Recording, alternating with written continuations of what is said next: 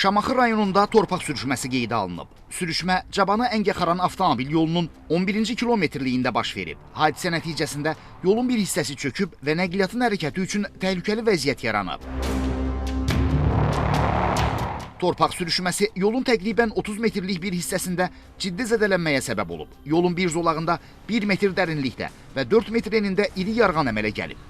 Həmçinin asfalt örtüyü tamamilə sıradan çıxıb, yolun çiyin hissəsi isə dağılaraq yararsız hala düşüb. Yolun bir hissəsi çökübdür hal-hazırda, yağışdan sonra. Bir hissəsində hərəkət var hal-hazırda.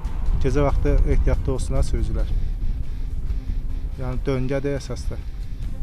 Yol bilmək, görmək olmur. Pavarot dönəcəyin ağzıdır.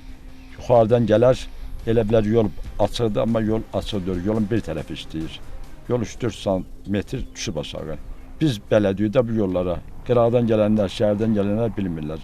Məlumata görə, sürüşmə hər gün daha da aktivləşir.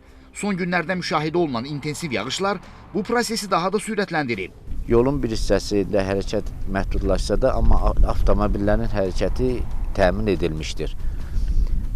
Yaxın vaxtlarda yolda təmir işləri aparılacaq. Nə qədər ərazi əhatə edir sürüşmə?